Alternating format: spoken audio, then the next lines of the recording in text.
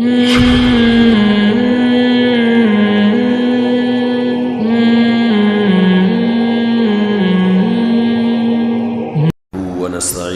ونستغفره ونؤمن به ونتوكل عليه ونعوذ بالله من شرور أنفسنا ومن سيئات أعمالنا من يهده الله فلا مضل له ومن يضلل فلا هادي له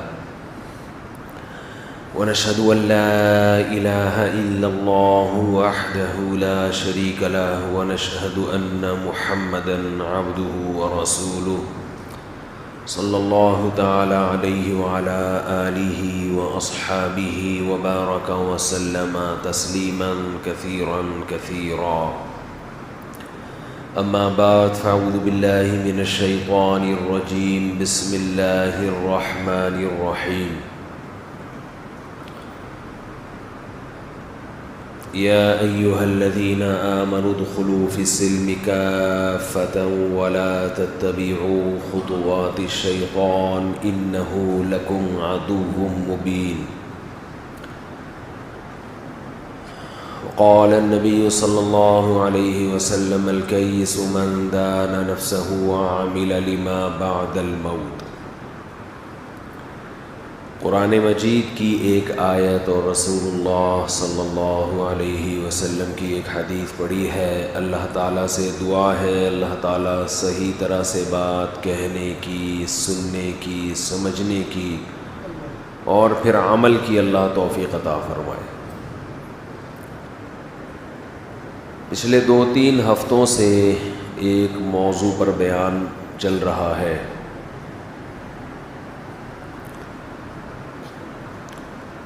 کہ اللہ نے ہمیں پیدا کیا اور پھر ہمیں گائیڈ بھی کیا، راستہ بھی بتایا، صحیح کیا ہے اور غلط کیا ہے۔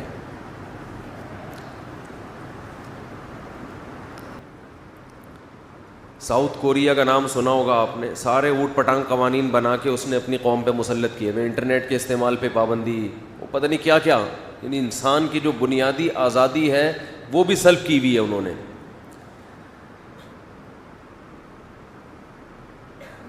تو کچھ بھی بنا کے کسی کے اوپر، جیسے ابھی نیا قانون سینٹ میں پاس ہوا ہے کہ بچوں کو آپ سختی نہیں کر سکتے، آپ اپنے بچے کو تھپڑ بولو نہیں مار سکتے۔ تو کیا اس قانون کو فالو کرنا ہے ہمیں جب ضرورت ہوگی حکومت سے پوچھے بغیر بچے کو تھپڑ ماریں گے ہم، اگر ضرورت ہوگی۔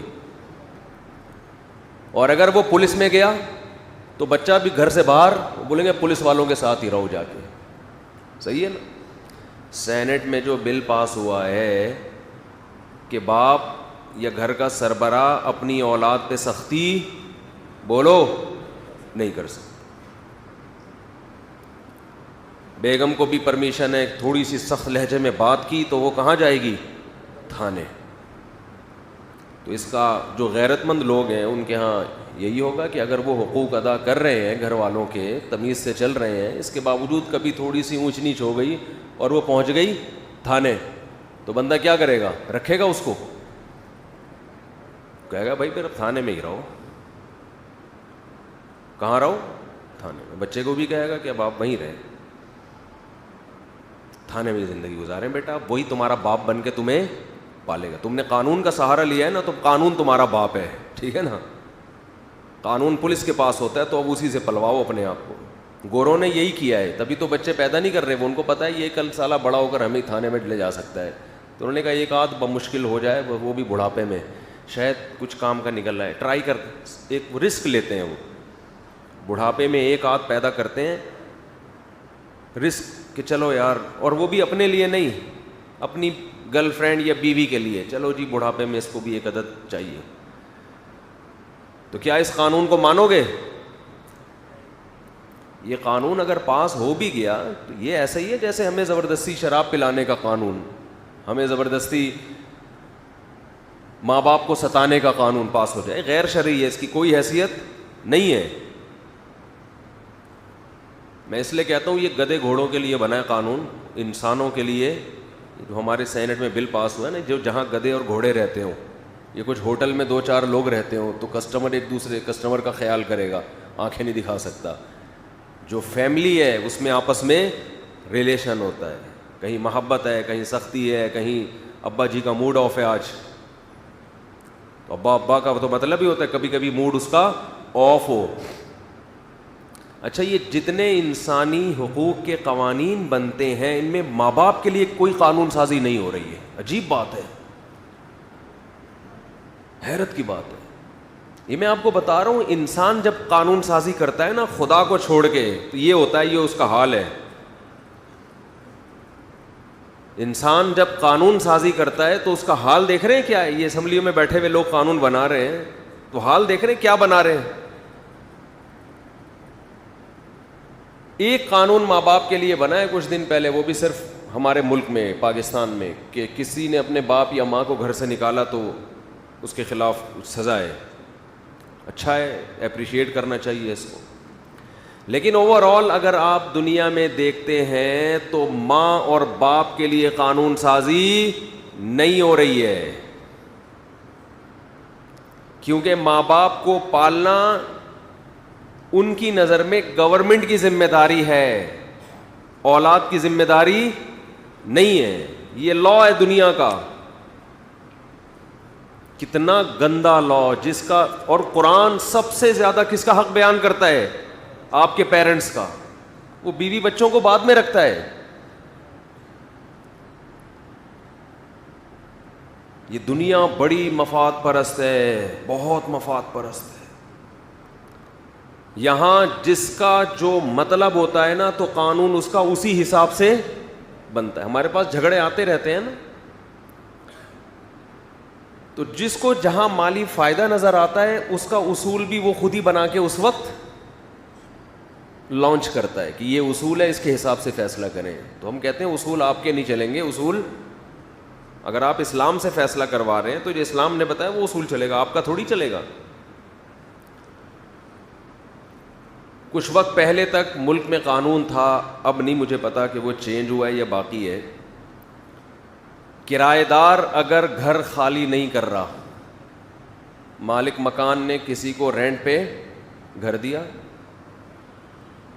اور یہ جو کرایہ دار ہے یہ دھرنا مار کے اس گھر میں بولو بیٹھ گیا, اب کرایہ بھی نہیں دے رہا, تو مالک مکان اسے گھر سے نہیں نکال سکتا. سمجھ رہے ہو, مالک مکان اسے گھر سے نہیں نکال سکتا. اب مجھے نہیں پتا یہ چینج ہو چکا ہے یا ویسے ہی ہے. جب ہمارے حکمرانوں پہ خود پہ پڑتی ہے نا تو قانون فوراً کیا ہو جاتا ہے, چینج ہو جاتا ہے. بہت سو کے کرایہ داروں نے, ایوب خان کے سنہ داماد نے کہیں دوسری شادی کی بات کر لی تھی تو فوراً آئلی قوانین میں قانون پاس ہو گیا کہ بیوی کی اجازت کے بغیر آپ شادی نہیں کر سکتے. تو یہ چل رہا ہے مارکیٹ میں. مارکیٹ میں پتہ ہے کیا چل رہا ہے جس کے مفاد پہ زد پڑتی ہے. اب جو اسمبلی میں پہنچ چکے ہوتے ہیں اکثر تو ان میں بڈھے ہوتے ہیں بیچارے, انہوں نے تو کرنا کرانا ہے نہیں. ان کو یہ ڈر ہوتا ہے کہ ہمارے داماد نہ کر لیں, ہماری بہنوں پہ نہ سوکنے آ جائیں, تو اس لیے انہوں نے تو یہی کرنا ہے بھائی, دوسری الاؤ نہیں ہے. اور ویسے بھی بعض لوگوں کے, سب کے نہیں, ویسے ہی کھانچے اتنے کھلے ہوئے ہوتے ہیں تو ان کو وہ تو برملا کہتے ہیں کہ بازار میں جب کھلا دودھ مل رہا ہے تو بھینس پالنے کی کیا ضرورت, تو کھلے عام کہتے ہیں. تو ایسے لوگ کیوں پاس کریں گے بھائی؟ اس لیے اللہ نے قانون سازی انسانوں کے ہاتھ میں دی نہیں ہے, اللہ نے اپنے ہاتھ میں رکھی. میں نے پیدا کیا تو مجھ سے پوچھو نا, کیونکہ اللہ کسی کے مفاد سے, اللہ کا نہ کوئی فائدہ ہے نہ اللہ کا کوئی نقصان ہے, وہ بالکل انصاف کے مطابق قانون بنائے گا. وَمَنْ أَصْدَقُ مِنَ اللَّهِ قِيلًا. اب دیکھو دوسری شادی کی بات ہوئی, ایسے چہروں پہ مسکراہٹیں آ گئی, ابھی سب بیٹھے ہوئے تھے. حالانکہ میں نے تو ایک ترغیب نہیں دے رہا, میں تو ایک اصول بیان کر رہا ہوں, لیکن ایسے دانت کھل رہے ہیں ماشاء اللہ.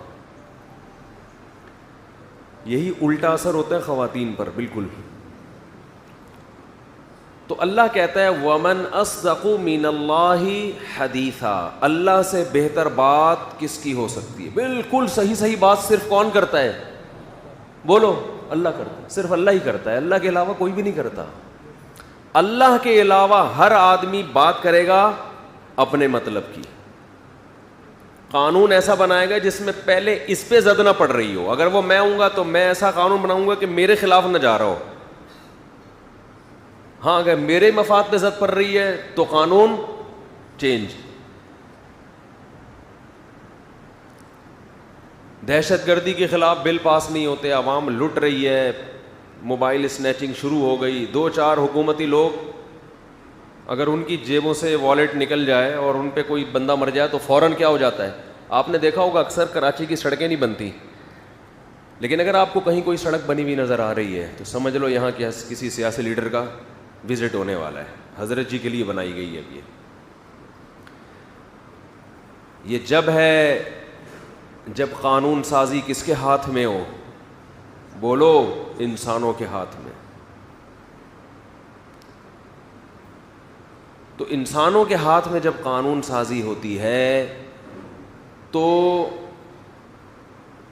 جھگڑا ایسے ختم ہوتا ہے کہ جو پاورفل ہوتا ہے وہ کیا آ جاتا ہے؟ غالب. عدالتوں میں بھی یہی ہو رہا ہے. طاقتور کے لیے الگ اصول ہیں, کمزوروں کے لیے. دیکھو سیاسی لیڈروں کی جیلیں الگ ہوتی ہیں. عجیب بات ہے یا نہیں؟ انہوں نے جب قانون بنائے تو قیدیوں کے لیے جیل, یہ قانون سازی ہوئی. ان کو خیال تھا کل ہمارے اوپر بھی کرپشن کا الزام لگ سکتا ہے تو ہم بھی جیل میں جا سکتے ہیں, تو سیاسی جیلیں بالکل الگ. یہ قانون اللہ نے پاس کیا ہے. بولو بھائی, یہ تو انسانوں نے بنایا ہے, تو انسانوں کا بنایا ہوا قانون ہے. تو یہ حال ہوتا ہے. انسان وہاں قانون سازی کرے گا جہاں اللہ نے اس کو اجازت دی ہو. انتظامی معاملات میں وہاں انسان کو اجازت ہے. ایک مینجمنٹ کے لیے ایک ذمہ دار ہوتا ہے نا, امیر ہوتا ہے. آپ تبلیغ میں نکلتے ہیں, کہیں بھی جاتے ہیں, تو بھائی جب کچھ چیزیں ایسی ہیں جو شریعت نے مباح رکھی ہیں, اس میں خود قانون نہیں بنایا, وہ آپ کا اپنا ہیڈک ہے, تو اس میں لڑائی سے بچنے کے لیے اسلام نے حکم دیا کسی ایک کو امیر بناؤ. تو کنٹری کا جو وزیر اعظم ہے یا صدر ہے اس کی بھی حیثیت ایسی ہے کہ اصل جو قوانین ہے بیسک وہ اللہ نے بنا دیے ہیں اپنے بندوں کے فائدے کے لیے. اس نے بتا دیا ہے, اور اس نے بتایا دیکھو یہ لوگ جو مذہبی لوگوں کو فنڈامنٹلسٹ کہتے ہیں, بنیاد پرست کہتے ہیں, اور یہ کہتے ہیں یہ لوگوں کو مذہب کا غلام بنا رہے ہیں, جو اس طرح کی باتیں کرتے ہیں, وہ اصل میں انسانوں کو مکمل انسانوں کا غلام بنا رہے ہیں, اپنے جیسے انسانوں کا. خدا کے لیے لڑنے والا شہید ہو جائے تو بنیاد پرستی, ملک کے لیے لڑنے والا قتل ہو جائے تو عین غیرت اور شہادت اور پتہ نہیں کیا کیا القابات سے نوازا.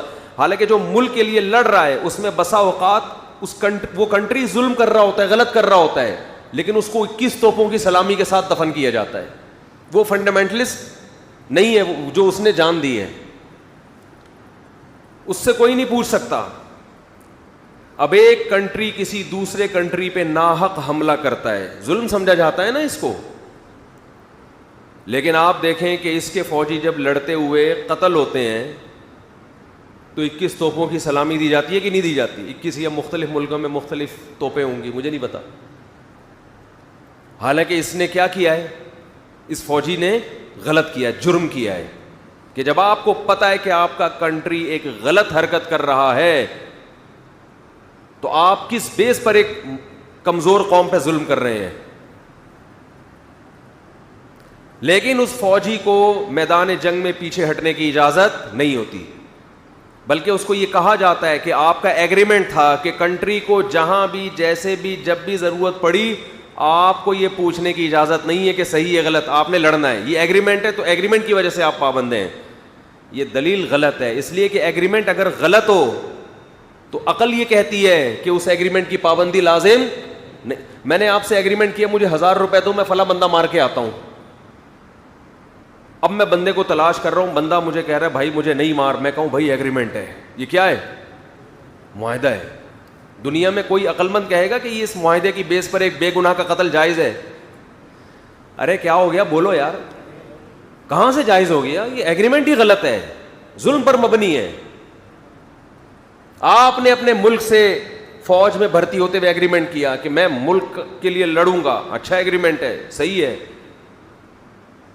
لیکن اگر اس میں یہ بات بھی شامل تھی کہ ملک اگر ناحق ظلم کر رہا ہے پھر بھی لڑوں گا, تو قیامت کے دن آپ کو شہادت کا اجر نہیں ملے گا. آپ گارڈ آف آنر اور یہ سب چیزیں تو ہوں گی, اللہ کہے گا میں نہیں بخشوں گا. جتنا وہ جو امریکہ کے رہنے والے میری مخلوق تھی, جاپان والے بھی میری ایسی ہی مخلوق تھی. یہ تو تم نے ملکوں کی لکیریں کھینچی ہیں آپس میں, یہ تو تمہارا ایڈک ہے, یہ میرا تھوڑی ہے. جب میں نے آدم اور حوا کو زمین پہ بھیجا تھا اس وقت دنیا میں کوئی کنٹری نہیں تھا, سب انسان. جو تم نے پھڈے کر کر کے لکیریں کھینچی ہیں, اور جن پھڈوں پہ لکیریں کھینچتے ہو, جن باتوں پہ, ان بنیادوں پہ خود بھی قائم نہیں رہتے.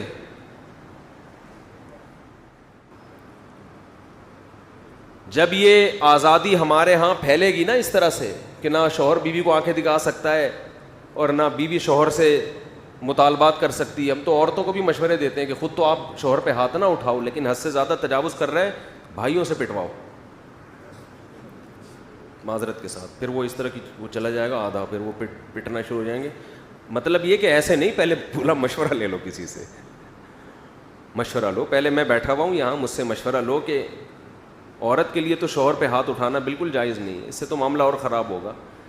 لیکن اگر وہ بہت زیادہ, دیکھو کمپرومائز اصل تو کیا ہے, جڑ کے رہیں, لیکن اگر بہت زیادہ معاملہ خراب ہو گیا ہے, بعض دفعہ بہت زیادہ معاملہ خراب ہوتا ہے, کوٹ رہے ہوتے ہیں پکڑ پڑ کے, بلا وجہ مار رہے ہوتے ہیں, سختی کر رہے ہوتے ہیں بلا وجہ, خرچہ ایک دھیلے کا نہیں دے رہے ہوتے, طلاق بھی نہیں دے رہے ایسی کنڈیشن میں, تو پھر پٹنا بولو بنتا ہے, پھر کٹنا اور پٹنا. لیکن خود سے یہ کام نہ کرو, بہت ڈیٹیل ہے اس میں, تفصیل ہے.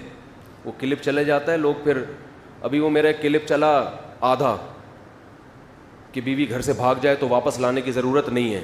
وہ ایسے نہیں تھا کہ ہر صورت میں بھاگ جائے, بعض دفعہ آپ کی غلطی سے بھاگی ہوتی ہے. وہ تو یہ ہے کہ آپ مالدار تھے, ٹھیک ٹھاک کھلایا پلایا, اب بے روزگار ہو گئے تو فوراً گھر سے بھاگ گئی. تو یہ پھر یہ غیرت کے خلاف ہے کہ یار جب پیسے تھے تو ٹھیک, اور اب پیسے چلے گئے تو اب اچھا ہی نہیں لگ رہا. میں نارملی نہیں ہے, اس میں بہت ڈیٹیل ہے. کلپ بنتے ہیں نا آدھے آدھے, تو وہ ایسا ہی ہے, آدھا کباب جل جائے اور آدھا پکا ہوا ہو تو مصیبت بن جاتی ہے اس کو کھانا. تو اللہ تعالیٰ کا بہت بڑا انعام, بہت بڑا احسان ہوا کہ اللہ نے ایک ایک چیز میں ہمیں گائیڈ کیا ہے. مسلمان کو ہر چیز کے بارے میں پتہ ہوتا ہے کہ صحیح کیا ہے اور غلط کیا ہے, ہر چیز کے بارے میں. باپ بیٹے کے جھگڑے آپ بیٹھ کے حل کرو, ماہر نفسیات کے پاس جاؤ, خدا کی قسم قیامت آ جائے گی وہ جھگڑا حل نہیں کر سکتے. بس وہ یہ کہیں گے عدم برداشت کی وجہ سے ایسا ہو رہا ہے, عدم برداشت. میاں بیوی کے جھگڑ میں کہیں گے عدم برداشت کرنا سیکھیں. یہ بالکل ایسا ہی ہے. میں نے وسیم بھائی سے 1,00,000 روپے لیے اور پی گیا. اب وسیم بھائی اور میرا پھڈا ہو رہا ہے, ماہر نفسیات کے پاس گئے تو کہیں گے یہ پھڈا ہو رہا ہے عدم برداشت کی وجہ سے. یہ کس کی وجہ سے ہو رہا ہے بھائی؟ او بھائی پہلے یہ فیصلہ کرو ظالم کون ہے, مظلوم کون ہے. جو ظالم ہے اس کو بولو یہ غلط کر رہا ہے. میں اگر غلط کر رہا ہوں تو پھر اس کا حق بنتا ہے کہ لڑے مجھ سے وہ. لیکن ان کے پاس نا ایک بڑے اچھے, میں تو ماہر نفسیات کو بھی سنتا ہوں نا, بڑے اچھے ڈائلاگ ہوتے ہیں, ایکچولی عدم برداشت اور ایکچولی محبت اور ایکچولی. ابے پہلے پتہ ہی نہیں ہے کہ اس کا حق ہے کیا,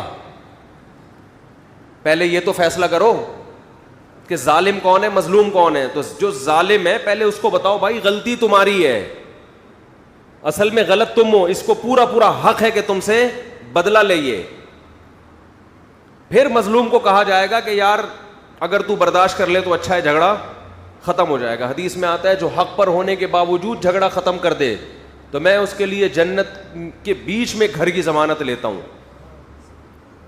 تاکہ لڑائی ختم ہو. لیکن اس کو پھر بھی رائٹ دیا جائے گا, بھائی تجھے جھگڑا کرنے کا حق ہے, فضیلت یہ ہے کہ نہ کر, اچھا ہے لڑائی ختم ہو, پھڈا ختم ہو. لیکن رائٹ ہے تمہارا. اگر اس پہ قائم رہتے تو ہم پھر ظالم کو پکڑیں گے. پھر ظالم کو یہ نہیں کہیں گے کہ وہ جھگڑا ختم نہیں کر رہا ہے, اس کا مطلب وہ 2 نمبر آدمی ہے. وراثت کے جھگڑے آتے ہیں نا, بڑا بھائی چھوٹے کی وراثت ہڑپ کر کے بیٹھا ہوا ہوتا ہے. تو اب بڑے کو پتہ ہے کیا تکلیف ہو رہی ہوتی معذرت کے ساتھ, کہ یار چھوٹا ہو کے میرے سے لڑتا ہے, میرے سے تمیز سے بات نہیں کرتا. چھوٹا بھائی ہو کے میرے سے اس اسٹائل میں بات کر رہا ہے جس اسٹائل میں ابھی آپ سے بات کر رہا ہوں. دلائل لے رہا ہے, اسٹائل دیکھو, اس کو چاہیے آرام سے بات کرے. تو میں کہتا ہوں بڑے سے اس کے پیسے دے دو, پھر اگر اس کا اسٹائل خراب ہوا تو اس کو میں سیدھا کروں گا. اس کی FIR پولیس میں کٹواؤں گا کہ اصل میں قانون یہ ہونا چاہیے تھا کہ باپ نے اگر کبھی بیٹے پہ سختی کی اور بیٹے نے باپ کو آنکھیں دکھائیں تو FIR کس کے خلاف کٹنی چاہیے؟ بیٹے کے خلاف. باپ کو یہ حق ہے کہ وہ پولیس کو بلائے کہ یہ دیکھو یہ مجھے باپ نہیں سمجھتا. قانون یہ ہونا چاہیے تھا. ماں اگر کبھی بچے کو کوڑ دیا, پیٹ دیا, اور بچے نے ماں کو کوئی گالی دے دی یا ہاتھ اٹھایا, ماں کو چاہیے FIR کٹائے کس کے خلاف؟ کہ قرآن تو اف کرنے کی اجازت نہیں دے رہا اور یہ بچہ مجھ پہ ہاتھ اٹھا رہا ہے. ماں اور باپ کے اتنے احسانات ہیں کہ اولاد ان کے احسانات کے سمندر میں ڈوبی ہوئی ہوتی ہے. یہ بات اس وقت انسان کو سمجھ میں آتی ہے جب اپنے بچے پیدا ہوتے ہیں اور اپنی بیوی کو دیکھو ان کی کیسی خدمت کر رہی ہے صبح شام, کیسی محبت دے رہی ہے ان کو. اس وقت پتہ چلتا ہے ہمارے ماں باپ نے ہمیں کیسے پالا ہوگا, ورنہ انسان بڑے ہو کر بھول جاتا ہے یہ سب باتیں. اتنا بڑا حق جس ماں نے تکلیف سے جنا, ماں کے لیے دنیا میں سب سے زیادہ آنکھوں کی ٹھنڈک اس کا بچہ ہوتا ہے. 24 گھنٹے ایک لمحہ کے لیے دائیں بائیں نہیں ہوتی. اور بچہ بھی دیکھو ذرا سا مسئلہ ہوگا بھاگے گا کس کی طرف؟ ماں کی طرف. ایک طویل عرصے تک 10 12 13 14 15 سال تک بچے کی یہ کیفیت ہوتی ہے. ہر وقت اسے کیا چاہیے؟ ماں چاہیے. اس کے بعد اتنا تو حق بنتا ہے کبھی وہ آنکھیں دکھا دے آپ کو, کسی بات پہ وہ غصہ ہو جائے, روٹھ جائے, برا بھلا کہہ دے, تھپڑ مار دے, تو اسلام آپ کو پابند کر رہا ہے کہ آپ نے ہاتھ نہیں اٹھانا, آپ نے ان کو برا بھلا نہیں کہنا. ان کا حق, ان کے احسانات زیادہ ہیں. وَاخْفِضْ لَهُمَا جَنَاحَ الذُّلِّ مِنَ الرَّحْمَةِ, رحمت سے ذلت سے بازوؤں کو جھکا کے رکھنا ان کے سامنے. یہ دوست نہیں ہے کہ جس کی آنکھوں میں آنکھیں ڈال کے بات کرو. اور باپ تو دور کی بات, اسلام نے دادا کا اور نانا نانی کا بھی یہی حق بتایا جو باپ اور ماں کا ہے. ان کے لیے قانون سازی ہو رہی ہے کہ ابا ہاتھ اٹھائیں گے تو کیا ہوگا؟ بچہ کیا بلائے گا؟ پولیس بلائے گا. اور پولیس والے میں غیرت ہوگی انشاءاللہ وہ کبھی بھی نہیں آئے گا, یہ بتا دوں. اگر کوئی بچہ فون کرے گا نا کہ میرے ابا نے مجھے مارا ہے, ابھی الحمدللہ ہماری پولیس میں اتنی غیرت ہے, ایسے کچھ کیسز ہوئے, بچے نے پولیس کو فون کیا میرے ابا نے تھپڑ مارا ہے, آ جاؤ. پولیس نے کہا میں نہیں آ رہا. پولیس والے نے کہا ہم بھی باپ ہیں ہم بھی اپنے بچوں کو کوٹتے رہتے ہیں, ہمیں پتہ ہے باپ پہ کیا گزرے گی. تو یہ غیرت الحمدللہ ابھی باقی ہے. تو یہ جو سینٹ میں بل پاس ہوا ہے نا کہ ابا مارے گا تو پولیس کو بلا لیں گے, تو پولیس بھی انشاءاللہ بولو نہیں آئے گی. آپ کہہ سکتے ہو پھر آپ پولیس کے خلاف عدالت میں جاؤ گے, تو جج میں اگر غیرت ہوگی تو وہ پولیس کے خلاف اس کیس کی سماعت نہیں کرے گا. تو یہ غیرت اوپر سے ختم ہوتی ہے, بالکل اوپر سے. اوپر جو سینٹ میں لوگ بیٹھے ہوئے ہیں ان میں بہت سو میں ختم ہو چکی ہے, تبھی انہوں نے قانون بنا دیا. اب آہستہ آہستہ اوپر سے یہ بغیرتی ٹرانسفر ہوگی, بولو نیچے کی طرف, اگر اس کو ابھی نہیں روکا گیا تو. خیر کہاں سے کہاں بات چلے گئی, یہ تو میرا ٹاپک ہی نہیں تھا, لیکن چلو جو بھی ہو گیا وہ صحیح ہو گیا. تو بچوں کو کبھی کبھار ویسے ہی پکڑ کے یہ بتا دیا کرو کہ میں تمہارا باپ. میں اکثر وہ ایک قصہ سناتا رہتا ہوں نا, بلا وجہ بچوں پہ سختی کرنا, مارنا, کوٹنا یہ غلط چیز ہے, شریعت میں بھی اجازت نہیں. دیکھو جو کام محبت سے ہوتا ہے وہ سختی سے نہیں ہوتا. اب بات آئی گئی ہے, یہ ٹاپک میرا تھا نہیں لیکن میں اس کو کمپلیٹ کر دوں تاکہ لوگ اس کا غلط فائدہ نہ اٹھائیں. 2 چیزوں کا اپنے ماتحتوں کے بارے میں خیال کرنا چاہیے, جو ہم نے علماء سے سنا ہے, علماء سے سیکھا ہے. 2 چیزوں میں وہ ہوتی ہے عزت دینا کسی کو. ہمارے حضرت مفتی رشید احمد صاحب رحمہ اللہ تعالی، ہم حیران ہوئے، بڑے عالم تھے وہ، اپنی جو زوجہ تھیں، اپنی اہلیہ سے کبھی بھی انہوں نے حاکمانہ لہجے میں بات نہیں کی پوری زندگی. جیسے بعض لوگ کیا یہ اٹھاؤ یہاں سے، کیا بڑا اس طرح کی بات کرتے ہیں نا، جیسے گھر میں کوئی ماسی سے بھی نہیں کر رہا ہوتا ہے ایسے. حضرت فرماتے تھے کہ، اور وہ یہ اپنے گھر کی باتیں ہمیں اس لیے بتاتے تھے تاکہ یہ پتہ چلے کہ شریعت میں ہے کیا، زوجہ کے ساتھ کیسے رہنے کا حکم ہے اسلام میں. تو حضرت فرماتے ہیں کہ میں نے اپنی بیوی کو، اپنی گھر والی کو، اپنی اہلیہ کو کبھی یہ نہیں کہا کہ یہاں سے گلاس اٹھا لو، یا کھانا لگا دو، یا کھانا اٹھا لو یہاں سے. یہ ایسے لگتا ہے جیسے آپ کسی کو آرڈر دے رہے ہیں، کیونکہ وہ ماسی نہیں ہے. اب کھانا تو گھر والوں نے ہی لگانا ہے، پکانا بھی انہوں نے ہی ہے. تو میں فرمایا میرا یہ لب و لہجہ ہوتا ہے کہ کھانا لگوا دیں. کھانا بولو نا بھائی، لگوا دیں. حالانکہ لگانا انہوں نے ہی ہے، لیکن ڈائریکٹ نسبت نہیں. زندگی میں کبھی کہتے ہیں اپنے چپل یا بوٹ پالش نہیں کروائے، صاف نہیں کروائے اپنے گھر والوں سے. اور فرماتے تھے یہ انتہائی درجے کی توہین ہے بیوی کی کہ اس سے آپ اپنے پاؤں دبوائیں یا اپنے جوتے پالش کروائیں. بہت مشکل ہے بات سمجھانا، بہت مشکل. آ رہی ہے سمجھ میں؟ عزت، جب بات کرتے تھے عزت کے ساتھ، آئیے بیٹھیے کھائیے. یہ اسٹائل تھا حضرت کا گھر میں اپنی اہلیہ سے بات چیت کا اسٹائل. آئیے بیٹھیے کھائیے، یہ اسٹائل تھا گھر میں کس سے بات کرنے کا؟ اہلیہ سے. اسلام میں اصل یہ ہے، سمجھتے نہیں ہو بات کو میرا خیال. کبھی کوئی حاکمانہ لہجہ نہیں ہے. لیکن حضرت اپنے گھر والوں کی تعریف میں فرمایا کرتے تھے کہ اللہ نے مجھے ایسی زوجہ دی ہے کہ آج تک مجھے کبھی غصہ کرنے کی نوبت نہیں آئی. کبھی بھی غصہ کرنے کی، تھوڑی بہت اونچ نیچ تو ہر گھر میں ہوتی ہے، تو وہ اگر ہو گئی تو ہم نے اگنور کر دیا. سمجھ رہے ہو؟ حضرت ذاتی مکان کے بالکل قائل نہیں تھے. ساری زندگی کرائے پہ ہی رہے ہیں کہ بھائی دنیا مسافر خانہ ہے، یہاں سے بولو جانا ہے، کیا کرنا ہے گھر میں، اور چلے گئے نا. لیکن اپنی اہلیہ کے لیے آخر عمر میں فلیٹ خریدا کہ میں اگر گیا تو ان کا کوئی، بولتے کیوں نہیں بھائی، ان کا کوئی ٹھکانہ ہو. جب اللہ نے وسائل تو پہلے ہی بہت دیے ہوئے تھے. گھر میں بچوں سے بھی ایسے ہی بات کرتے تھے، بیٹھیے. یہ نہیں کہ بچہ پٹاخ کر کے ایک لگایا، بے غیرت، ٹائم دیکھ، یہ کوئی آنے کا ٹائم ہے. یہ اسٹائل چل رہا ہے آج کل گھروں میں کہ ٹائم دیکھ، 2 بج رہے ہیں تو ابھی یہ گھر آنے کا ٹائم ہے. یہ ہوتا ہے نا، بے غیرت. اس طرح کی پھر وہ اتنی پیدا ہو گیا. مفتی صاحب کے بیان سنے تھے تو پیدا ہوا ہے، ورنہ ہم تو قائل ہی نہیں تھے اس کے کہ بچے پیدا ہوں گھر میں. یہ نسل پیدا ہو رہی ہے آج کل، یہ نسل پیدا ہو رہی ہے. یہ اس طرح کا اسٹائل ہوتا ہے ابا کا. تو اپنے ماتحتوں کو، چاہے بیوی ہو چاہے اولاد ہو، ان کو کیا دینا ہے؟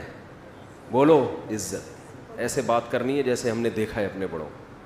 ہم نے اور بھی اپنے مشائخ کو دیکھا اسی طرح بات کرتے ہیں. بچوں کو عزت، ان کی غلطیوں پہ پردہ ڈالتے ہیں. اصول یہ ہے. لیکن 5 انگلیاں برابر، بعض لوگوں کو عزت ہضم نہیں ہوتی. دیکھو پولیس ہر ایک کے لیے تھوڑی بنی ہے کہ ہر ایک پہ ڈنڈا برسائے. عام عوام تو قانون کو فالو کرتے ہیں نا. بھئی لال بتی ہوتی ہے، رک جاتے ہیں، گرین پہ چل پڑتے ہیں. جو میجورٹی ہے، چاہے وہ غیر مسلم ہو مسلم ہو، ان کو پولیس کی ضرورت نہیں ہوتی. لیکن کچھ ٹیڑھی انگلیاں بھی ہوتی ہیں، ان کے لیے کیا رکھا گیا ہے؟ ڈنڈا. پولیس. ہر آدمی تمیز اور شرافت سے نہیں چلتا.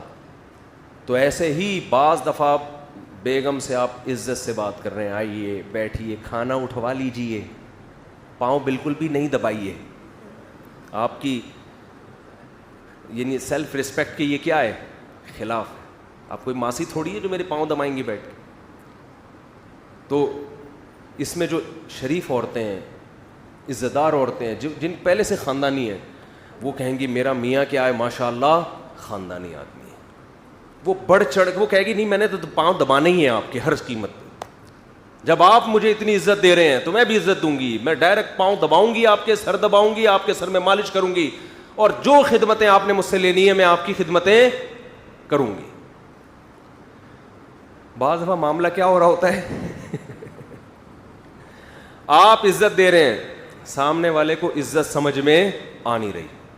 وہ ایک آدمی کا قصہ ہے نا کہ وہ اس کی شادی ہوئی تو وہ پریشان تھا کہ یار مسئلہ کیا ہے, یعنی بیگم صاحبہ ہر وقت منہ بنا کے بیٹھی رہتی ہیں, یہ عزت دے رہا ہے آئیے بیٹھیے جائیے, امی کے گھر جانا ہے چلیں تشریف لے جائیے, میں ڈرائیور بلوا لوں, ٹیکسی بلوا لوں, چلے میری گاڑی میں ڈراپ کر دی, چلے میں خود ہی ڈراپ کر کے آ جاتا ہوں آپ. تو عزت دے رہا ہے, لیکن بیگم صاحبہ ہر تھوڑے دن میں منہ بنا کے بیٹھی ہوئی ہے. ماہر نفسیات سے رابطہ کیا اس نے کہ بھائی کیا مسئلہ ہے, میں تو سارے حقوق ادا کر رہا ہوں لیکن اس کو سمجھ میں نہیں آ رہا, ہر وقت منہ بنا کے بیٹھی رہتی ہے, جب بات کروں اینٹ کا جواب پتھر سے.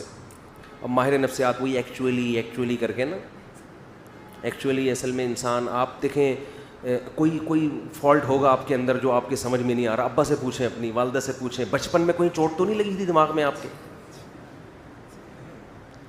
پھر وہ بیگم کا ٹیسٹ کروائیں آپ, میڈیکل ٹیسٹ ایسا کریں آپ, وہ کروا لیں وہ جو دماغ کا ہوتا ہے, کیا ہوتا ہے یار, MRI کروا لیں. بعض دفعہ یہ بھی ہوتا ہے نیند پراپر ہو رہی ہے, 8 گھنٹے نہیں کم از کم 16 گھنٹے سونا, ایسی کنڈیشن میں کم از کم 16 گھنٹے سونا ضرور. یہ نیند کی گولیاں کھلا دیں ان کو. وہ بیچارہ سارے حربے استعمال کر لیے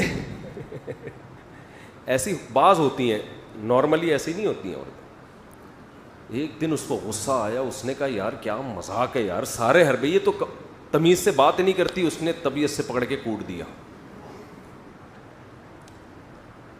دیکھا بیگم صاحبہ بہت بہترین, اس دن فریش بالکل.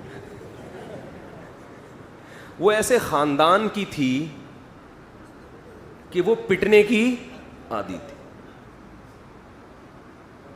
تعلق ایسے خاندان سے تھا کہ جب تک 8-10 تھپیڑے نہ پڑے, بعض ہوتا ہے نا پٹ کے, اور یہ ماں باپ بگاڑتے ہیں.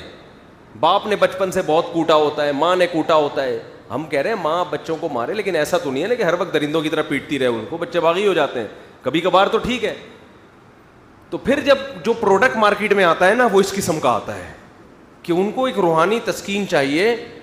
جب تک ان کو گالی گلوچ اور مار دھاڑ سے بات نہ کرو, ان کے کھوپڑی میں بات آتی نہیں ہے. اس لیے میں کہتا ہوں نکاح کرنے سے پہلے خاندان بہت اچھی طرح دیکھا کرو, خاندان کہ کس خاندان میں یہ لوگ پلے بڑے ہیں. تو ایسے کیسز بھی ہوتے ہیں سمجھ رہے ہیں. اس طرح بچوں میں بھی ایسے ہوتے ہیں بعض, وہ ہوتے ہی ٹیڑھے ہیں, ان کو نہیں سمجھ. باپ عزت دے رہا ہے, بیٹا آئیے بیٹھیے, ہر محفل میں اپنے ساتھ لے کے جا رہا ہے. اصول تو یہی ہے, اس سے بچے میں ایک بچے کو فخر ہوتا ہے میرا باپ مجھے عزت دے رہا ہے. لیکن ہر بچہ ایسا نہیں ہوتا.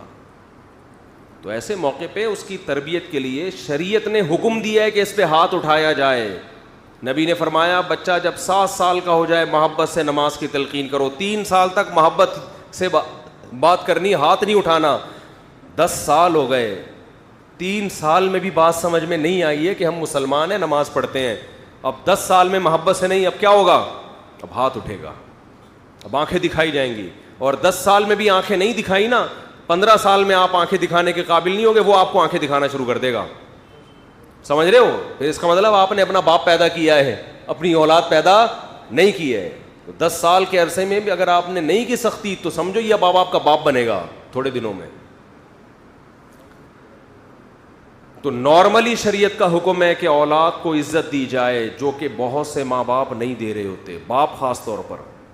دیکھو چند چیزیں ایسی ہیں جو اولاد کے لیے انتہائی ناقابل برداشت ہوتی ہیں. وہ ایک دن کیا ہوا, ہمارے ایک دوست کا پھڈا ہو گیا کسی سے. تو پھڈا جب ہو گیا تو وہ غلطی ان صاحب کی تھی, جو ہمارے دوست تھے ان کی غلطی تھی. اب جس بندے کو انہوں نے مارا وہ جا کے اپنے بڑے بھائی کو بتایا, بڑے بھائی کو بتایا, بڑا بھائی طیش میں آ گیا. اور اس کا نام میں پورا نام لے لوں, اس کا نام فرض کر لو زید تھا, جس نے مارا نا چھوٹے بھائی کو. کسی کے چھوٹے بھائی کو جس نے مارا اس کا نام کیا تھا؟ فرض کر لو زید تھا. اصل نام میں لوں گا تو وہ بولے گا یار, وہ پھر یہ جملہ مجھے کہے گا جو آگے میں کہنے والا ہوں. تو چھوٹے بھائی کو جب اس نے مارا ہے, غلط مارا, تو چھوٹے نے بڑے کو بتایا, بڑا کیا ہو گیا؟ طیش میں. یا آنا چاہیے بڑے کو طیش میں, صلہ رحمی ہے, رشتہ داری کا تقاضا ہے. آج کل تو یہ رشتہ ہی ختم ہو گئے. بڑا کہتا ہے تو اپنی ذمہ داری پہ پٹائے جا. ایسا نہیں ہونا چاہیے بھائی, ایک ریلیشن ہے, پوچھو میرے بھائی کو کس نے مارا ہے, صلہ رحمی کا تقاضا ہے یہ. لیکن یہ پوچھنے سے پہلے اپنی صحت جا کے چیک کر لیا کرو. ایسا نہ ہو کہ دونوں اکٹھے پٹ رہے ہوں, یہ نہ ہو. تو پہلے دیکھ لو کہ ڈولے شولے اتنے ہیں کہ کچھ کر سکتا ہوں میں. تو وہ تھا لمبا تڑنگا بڑا بھائی. تو اس کو جب پتہ چلا نا, اب مجھے پتا تھا کہ یار وہ بندہ آئے گا اور ہمارے اس دوست کو پیٹے گا پکڑ کے. تو میری دوستی تھی, میں اس کو بچانا چاہ رہا تھا کہ یار کچھ سلو صفائی کر لیتے ہیں. تو میں جب اس کے پاس گیا, ان کے گھر گیا میں, تو بڑا بھائی غصے میں بیٹھا ہوا ہے, کہہ رہا ہے ہوا کیا ہے؟ میں نے کہا ہوا تو یہ ہے. اس نے کہا زید پٹے گا. زید, الفاظ اس کے مجھے اسٹائل یاد آ رہا ہے. میں نے کہا یار ریکویسٹ لے کے آیا ہوں. کہہ رہا ہے یہ ہوا ہے نا. اس نے میرے چھوٹے بھائی پہ ہاتھ اٹھایا. میں نے کہا زید پٹے گا. زید, یہ خبر ہے, یہ نیوز ہے, کچھ بھی ہو جائے زید. اصل تو یہ تھا جب اس کا نام لیتا میں پھر مزہ آتا نا, لیکن پھر وہ کہے گا مفتی صاحب پٹے گا. میرا نام سب کے سامنے ظاہر کر دیا. تو وہ بار بار میں اس کو ریکویسٹ کر رہا ہوں, یار پہلے ذرا سمجھو بات کو, میں معذرت کر رہا ہوں. کہہ رہا ہے مفتی صاحب یہ بتائیں, کہہ رہے میں آپ کی عزت کرتا ہوں مفتی صاحب, لیکن یہ بتائیں اس نے میرے چھوٹے بھائی پہ ہاتھ اٹھایا. میں نے کہا اٹھایا. کہہ رہے غلطی اس کی ہے نا. میں نے کہا زید پٹے گا. تو مجھے یہ واقعہ کم از کم 14-15 سال پرانا ہے, لیکن مجھے اس کا اسٹائل بڑا اچھا لگا. کہہ رہے کچھ بھی ہو جائے زید پٹے گا. سمجھ رہے ہو؟ خیر نہیں پیٹا, پھر ہم نے پڑھ کے درمیان میں سلو صفائی کروا دی. تو بعض دفعہ یہ ہوتا ہے آپ اولاد کو رسپیکٹ بھی دے رہے ہیں, مائیں بھی اپنے بچوں کو عزت دے رہی ہیں, سب کچھ خرچے پورے ہو گئے, پارک بھی لے کے گھمانے بھی لے جاتے ہو, کبھی ہوٹلنگ بھی کر دی, کبھی غبارے بھی دلا دیے, کبھی پاپڑ بھی دلا دیے, کرارے پاپڑے دلا دیے آپ نے, ہر قسم کی چیزیں کھلا دی ان کو, لنچ بھی دے رہے ہو, صبح اسکول میں, رات کو جو ہے نا ان کو عزت کے ساتھ گھر میں سونے کی جگہ کی, گیس بجلی کا بل سب کچھ کر رہے ہو. اس کے بعد بھی بچہ نہیں مان رہا تو بچہ پٹے گا.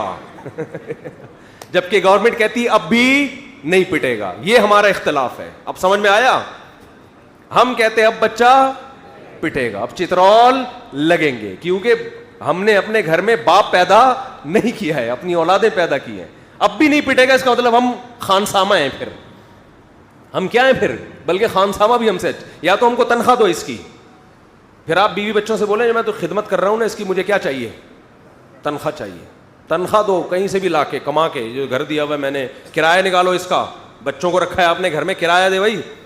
جیسے میں ڈاروین سے کہتا ہوں بندر تھے دم کہاں گئی, یا تو دم دو یا دم کے پیسے دو ہمیں.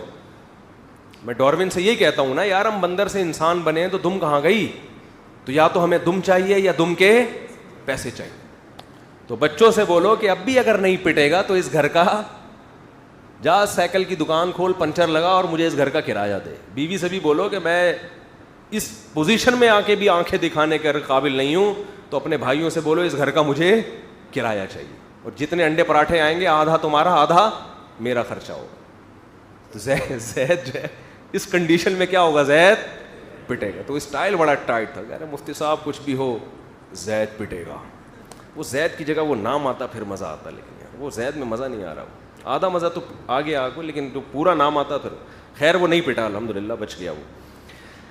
تو پتہ نہیں کہاں سے کہاں بات چلی تھی, جہاں موضوع ادھر ادھر ہو گیا. خیر کوئی مسئلہ نہیں ہے. ہم نے کون سا کوئی تھیسس تیار کرنے ہیں, ہمیں اسلامیات کے آپ کے پیپر ہونے والے ہیں کہ ایک ٹاپک پر آپ کو, آپ تو واض و نصیحت چاہیے نا. واض و نصیحت بکھری ہوئی ہی اچھی ہوتی ہے, سمجھ رہے ہو؟ بکھری ہوئی واض و نصیحت کیا ہوتی ہے, اچھی ہوتی ہے. جو کام کی بات آئے پارسل کر دو. تو جو اللہ دماغ میں ڈال رہا ہوتا ہے ہم یہاں سے کیا کر رہے ہوتے ہیں, پارسل. یار کوئی بھی اچھی بات اللہ ہم سننے کو مل جائے اور عمل کی توفیق مل جائے. سبحانک اللہم و بحمدک نشہد ان لا الہ الا انت نستغفرک.